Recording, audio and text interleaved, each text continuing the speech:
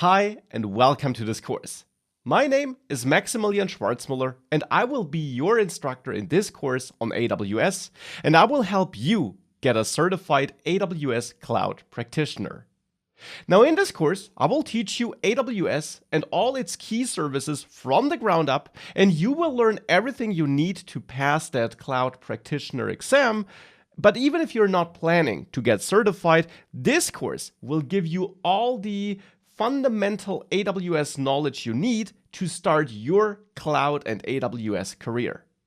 In this course, I will introduce you to all key AWS services and explain all these core cloud and AWS concepts that you need to know.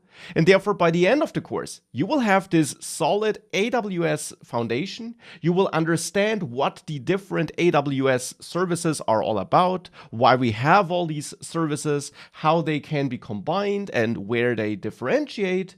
And therefore, I would suggest let's dive right in, let's get started, and let's start with the most important question. What exactly is AWS and what is that cloud computing thing actually about?